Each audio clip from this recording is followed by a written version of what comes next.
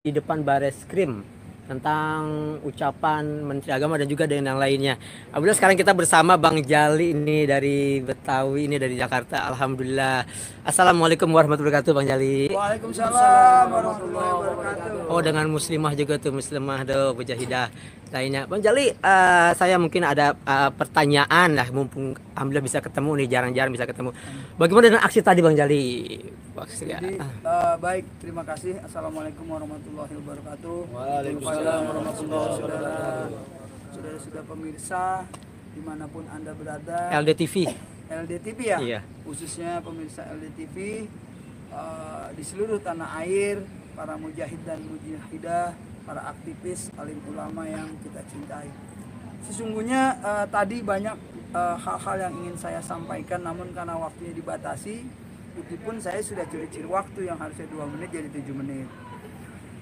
Selain kita juga mengusung tema untuk meminta Kapolri menangkap, mempenjarakan dan memproses Yakut Khalil Qaumas selaku Menteri Agama yang telah melakukan penistaan agama, sesungguhnya kita juga ingin menyampaikan beberapa pesan krusial terhadap proses perjalanan bangsa selama ini.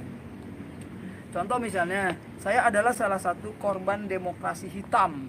Nah, ini tolong garis bawahi, saya menyebut demokrasi hitam, di mana pada saat itu 622 TPS meninggal dunia dan peristiwa berdarah tragedi kemanusiaan di Bawaslu 22 Mei itu yang mengorbankan 9 atau 10 anak bangsa. Salah satunya yang tetap saya perjuangkan sampai sini adalah almarhum Ananda kita Harun Al-Rashid ya.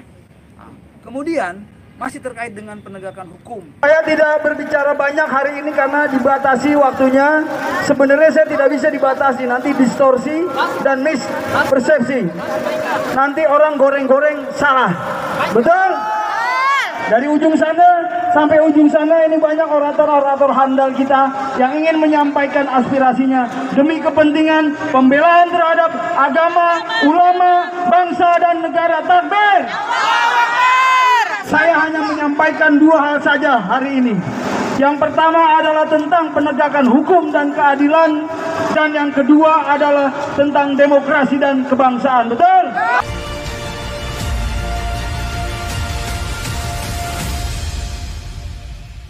Katanya. Ya, betul. Jadi tanpa berbasa-basi, Bismillahirrahmanirrahim. Assalamualaikum warahmatullahi wabarakatuh. Yang saya hormati para alim ulama, tidak perlu saya sebutkan satu-satu, tapi tetap saya menghanturkan rasa takzim saya. Saya tidak berbicara banyak hari ini karena dibatasi waktunya. Sebenarnya saya tidak bisa dibatasi, nanti distorsi dan mispersepsi. Nanti orang goreng-goreng salah. Betul? Dari ujung sana sampai ujung sana ini banyak orator-orator handal kita yang ingin menyampaikan aspirasinya demi kepentingan pembelaan terhadap agama, ulama, bangsa dan negara. Takbir! Saya hanya menyampaikan 2 hal saja hari ini. Yang pertama adalah tentang penegakan hukum dan keadilan, dan yang kedua adalah tentang demokrasi dan kebangsaan. Betul?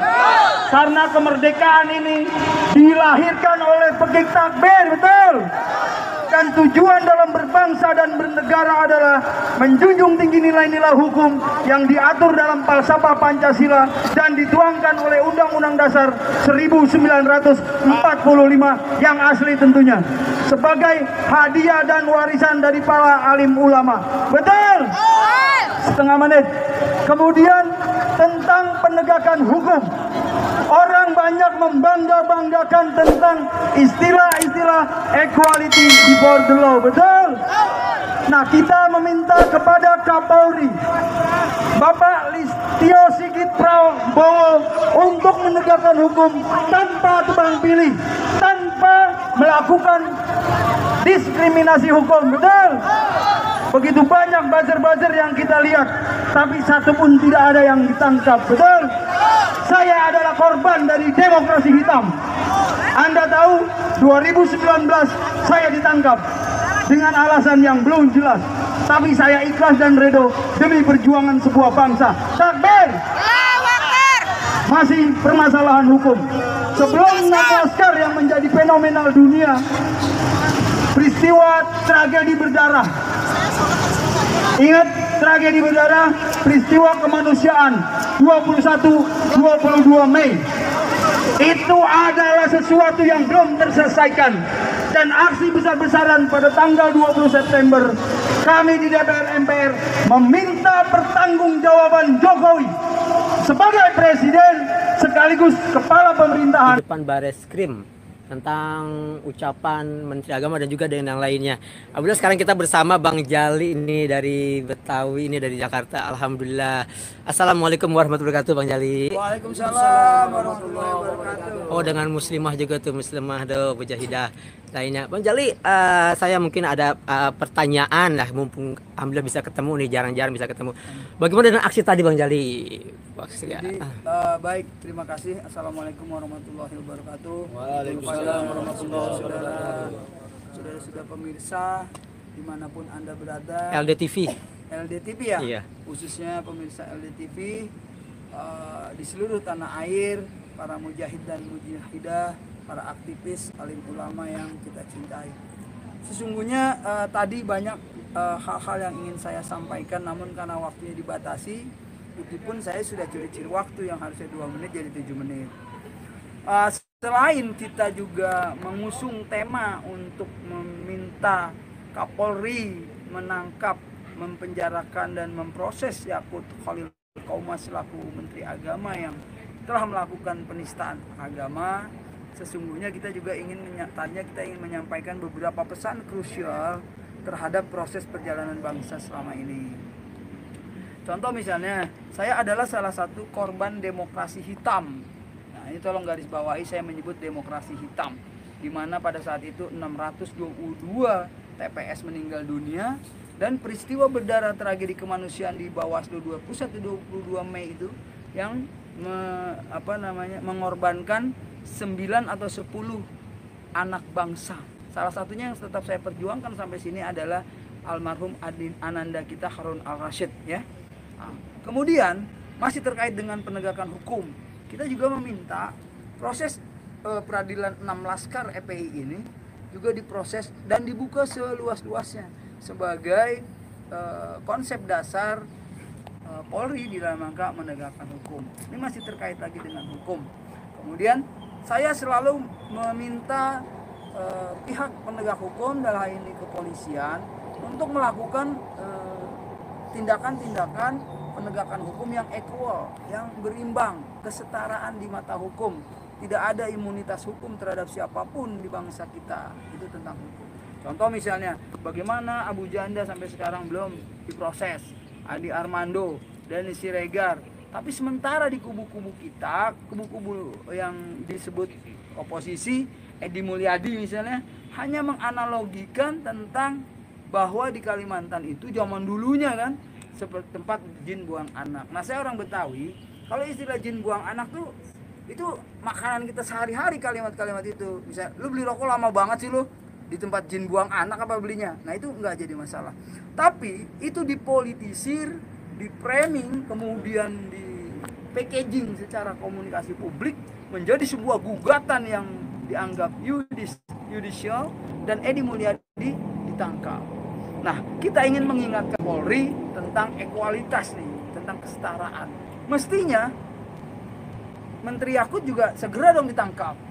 Nah, Kapolri dalam hal ini selaku pemilik otoritas tertinggi di Indonesia, satu-satunya orang yang memiliki otoritas tertinggi di Indonesia itu adalah Kapolri.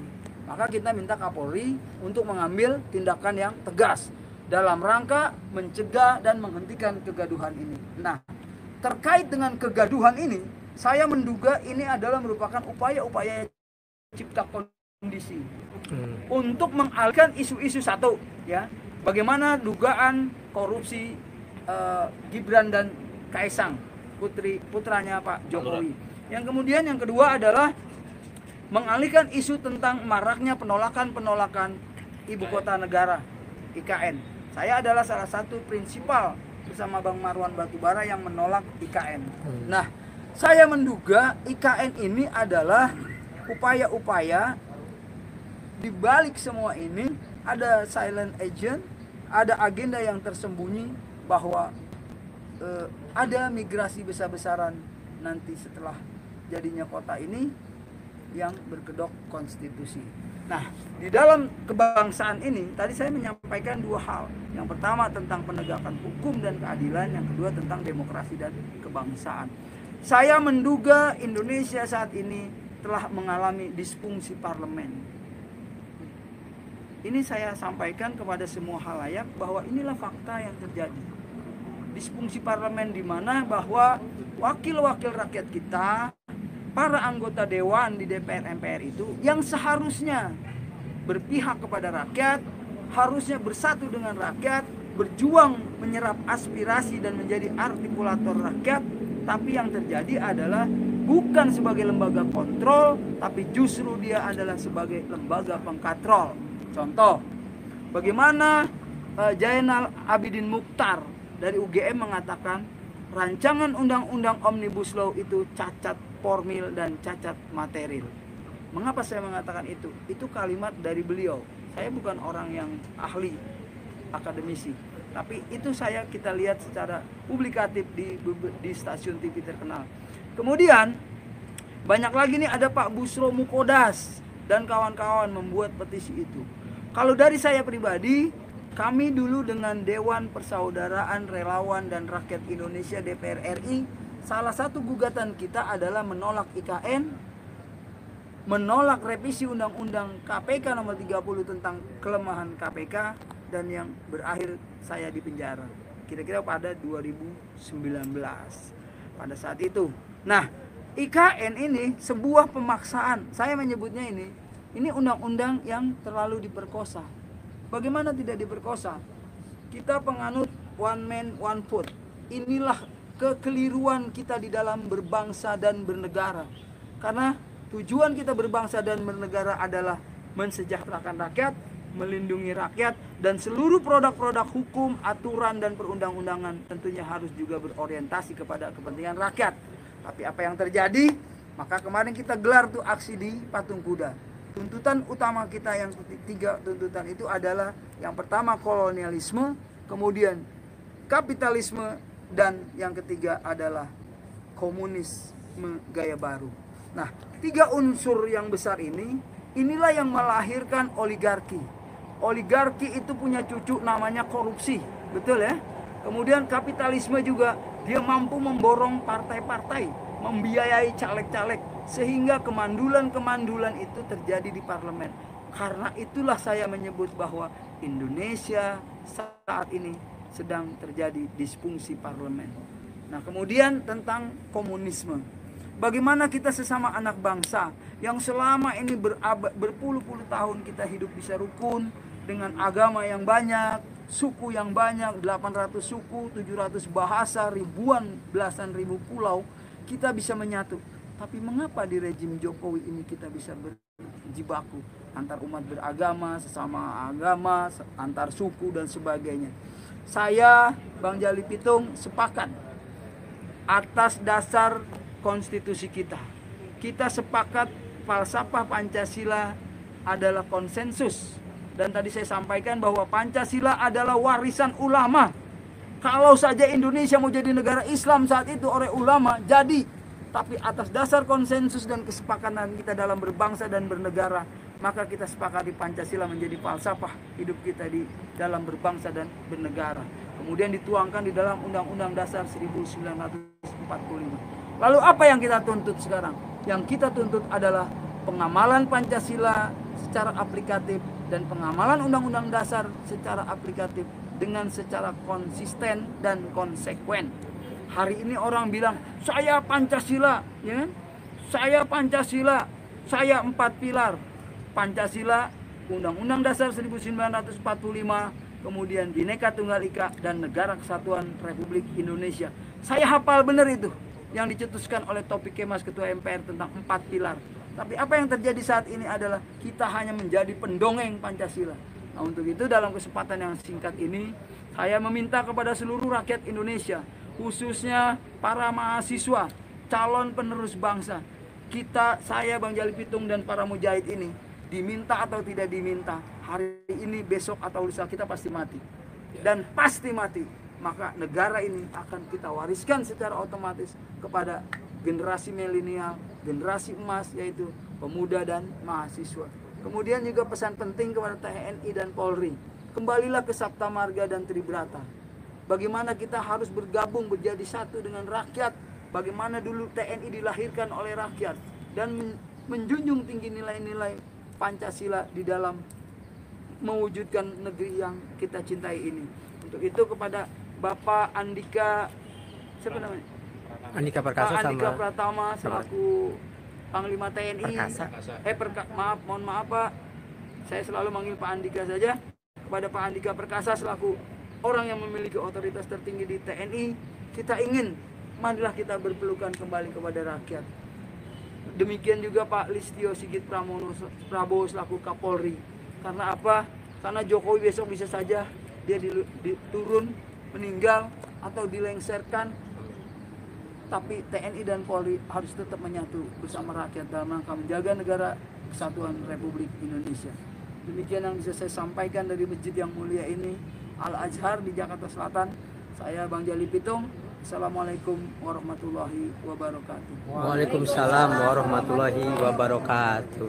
Allahu Akbar. Allahu Akbar. Allahu Akbar. Allahu Akbar. Allahumma shalli ala Muhammad. Luar biasa sekali penjelasan yang begitu lugas dan komprehensif dari Bang Jali Pitung yang menyinggung mengenai penegakan hukum dalam hal penistaan agama. Mungkin itu aja ya Bang Jali ya. Udah. Terima kasih Bang Jali. Wassalamualaikum warahmatullahi wabarakatuh. Waalaikumsalam.